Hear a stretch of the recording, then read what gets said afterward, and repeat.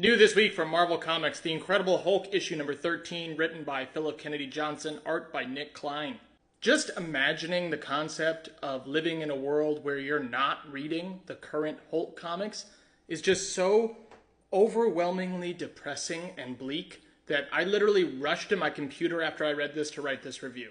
Now, admittedly, I do have a bias as a Hulk comic book fan. Stay tuned for more of my retrospective favorites, true believers. But I'm going to do my best to set that aside and give you perspective on what makes this comic so damn good. First of all, a major hurdle for new and even old comic book readers is the fear of not understanding the current context of a series or a character. If I want to read that, then I'll have to read the series that came before it, and honestly, that's going to get pretty expensive. Oh, and maybe there's even some tie-in issues that are hard to find. They're relegated to some obscure collection or some unwieldy omnibus. Well, worry not, because in the case of Phillip Kennedy Johnson's Hulk, all you need is a basic understanding of the character of Bruce Banner and the Hulk, as well as a healthy stomach for sadistic gore and shocking, brutal violence. Johnson is exploring relatively uncharted territory with his Hulk, delving into the world of monsters with the Queen below all, the mother of horrors. The creature we know as the Hulk has only ever had its origins speculated at, most recently in Al Ewing's impeccable series, The Immortal Hulk. With the introduction of the concept of the Green Door, which is the realm from which reality's horrific opposites, ghosts, and misguided wishes emerge from. But it took Phillip Kennedy Johnson to boldly throw that door open. If you want to know more about the series thus far, then you should check out my review of Volume 1, The Age of Monsters, which is a few videos back on this channel. Which leads me to my next point. The release of issue number 13 coincided with the release of Volume 2, War Devils, so this is pretty much the perfect time to catch up on the series. In fact, a lot of your local comic book stores will have the back issues of the single releases, so you can get caught up way faster than you think. An oftentimes valid complaint for ongoing series that I have seen in the comments section many a times before is, this series is just more of the same. I mean, writers just reuse characters and it's not anything really innovative. Well, that is not the case here because Johnson and company have painstakingly created a whole multitude of creatures and characters in this narrative thus far. Each of them more thrilling, horrifying, and interesting than the last. What's more, Johnson has included the extended lore of each of these monsters in the afterword of each issue,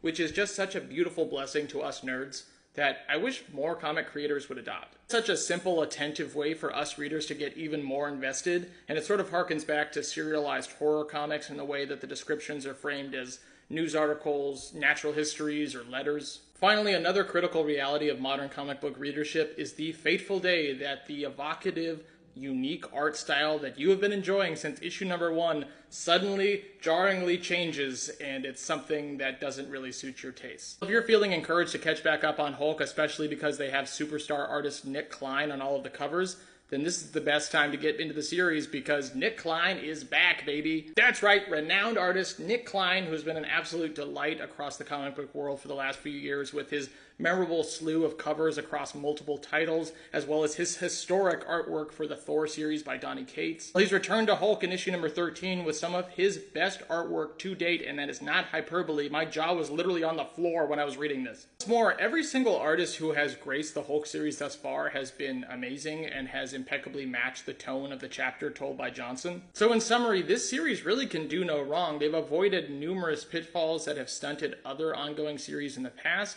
and they have continued to make every single issue exciting. Well, let's dive into issue number 13 now, which means spoilers ahead. Issue number 13 is part 2 of Banner's foray into black magic as Dr. Voodoo sends him into a soul cage, an alternate dimension presided over by various demonic entities, the foremost being Sumanguru, the Flesh Weaver. All this in the hopes of reviving and gaining a body for the Hulk and Bruce's companion Charlie, who was imprisoned in a doll by the fallen angel / demonic creature known as Frozen Charlotte who haunts New Orleans.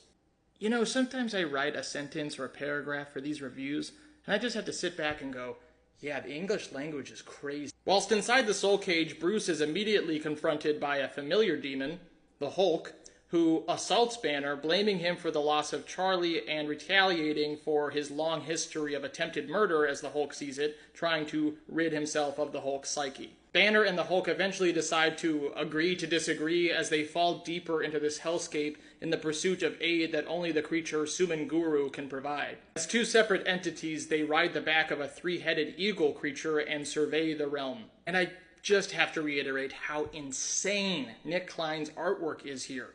Bruce spots a web from above, and the contentious duo land and are faced with the mouth of a cave, complete with stone-cut images and decaying refuse. I should comment here that if you're a fan of Hulk comics centered in a more classic fantasy influence setting, as opposed to science fiction or traditional superhero imagery, then this whole run will enthrall you. It's nice to see Hulk adventuring into the weird, the disconcerting, eternal unknown as best fits his function as a character. Hulk works best as our vehicle into uncharted territories where man would never dare venture because he's just too damn stubborn and angry to die. As the Hulk and Bruce enter the cave, they are confronted with the many forms of Sumenguru, who literally weaves the personified mimic flesh of his victims in order to overwhelm his prey.